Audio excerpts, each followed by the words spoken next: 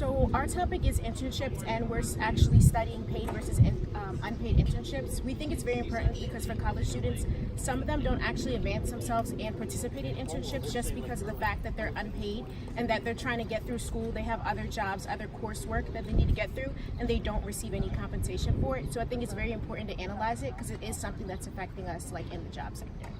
So our topic is job automation, which is basically like any job that humans can do that will be automated, which will be replaced by a machine. So we did this topic because it's important for students to know like some of the stuff that you're studying might not be there when you graduate. A lot of jobs that are out there are getting replaced by machines and like artificial intelligence, so that's why we felt as though it was important. The topic is like office spaces. Particularly open office environments and positive and negative effects on employees and productivity. We're focusing on study abroad, and I'm doing the same topic for my capstone project. So I figured that would be really good to relate information.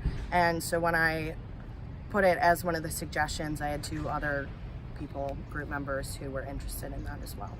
So our topic is gig work, and that's as far as it being up and coming and what generations are more prone to it, more drawn to it, and why. Basically because of the flexibility and also being able to kind of be your own boss and not have to answer to anyone. But then on the downside of that is like the benefits as far as like health insurance, retirement plans, things like that can become a little bit challenging. So those are the downfalls of dealing with the gig economy jobs. And the thing that drew us to it was because a lot of people that we know, and even one of our group mates, actually participates in it. So we kind of wanted to see the results and to see the more women or men were prone to it and why. So we selected this project topic because it is like something that comes up with concern, especially with people graduating. It is very important in a lot of seminars, conferences. We always hear if you have the opportunity to do an internship, to take it because it will advance you in your career, and also it's going to give you a step forward in the work field. In terms of higher education, I think it's important because for people looking to get into higher education, like it's important for them to know like what's out there for students, especially for when it's time to advise students or give students career advice, because you don't want to give students career advice about a career that might not be there. Important for the future of work and for higher education. So I think it's really important for the future of work because especially with the internet and everything today, everyone's more connected globally than ever. So businesses, organizations, it's so much easier to do international relations. That's something that when I was doing my capstone and interviewing people that they said was a lot of employers are looking for that and looking for people with that experience. And I think for higher education, it's the best time to do it, and you're gonna be learning, and that's another reason why employers are looking for that. So I say to anyone, if they can do it, that they should. Times are changing, and a lot of more senior corporate members are already complaining that millennials are coming in and they're changing things. So just to see the difference between traditional offices and open spaces, I feel like it was a good topic for us to explore, to see what they're saying and if the thoughts they had 10 years ago changed versus now. So the gig economy has been expanding exponentially with the advent of apps like Uber, Grubhub, and just through technology, gig-based and freelance work is flourishing, just through the ease of communication. So there's apps like Upwork, not apps, websites like Upwork, where writers, ghostwriters, graphic designers, photographers, you name it, they can get work through these websites. And so it's only going to keep growing.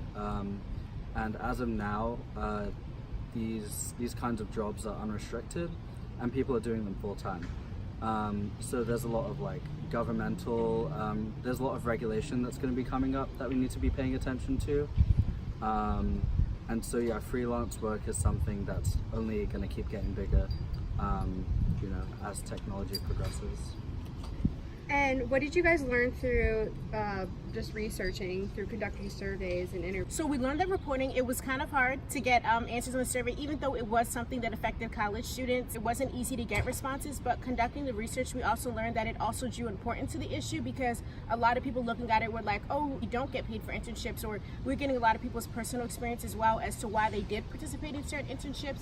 and why they didn't. So we are getting new insight on the information, and also for the future as well, like jobs can look at it. Like we did have to interview other people who are experts in the field, so we got their insight as well. So we did interviews with Towson professors and a couple professors from other schools, and basically what we learned was that a lot of professors are trying to prepare their students for the future, but at the same time they feel as though students aren't like doing that research themselves.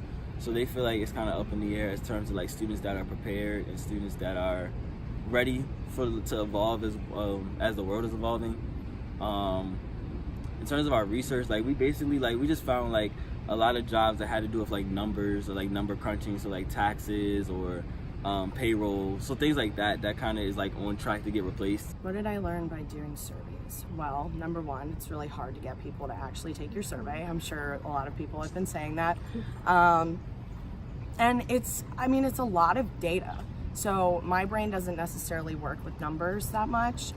So looking at all this data and trying to interpret it, especially comparing the survey with the other research that we have to find, comparing the two of them and, coming to those important conclusions was a little challenging, but it was definitely a good learning experience, and I think would really help me analyze data comparatively in the future, for sure. What offices turn into? Like, as it relates to questions that I still have, I wanted to find out more about different faculties and different students from different disciplines as to how they envision their perfect work environment. Like, I know for us communication students, we're more liberals and we're more open-minded to office spaces, and I wanted to see how that would compare to someone in like a science field or a business field if they wanted something more structured, something more organized. So I still have those questions, but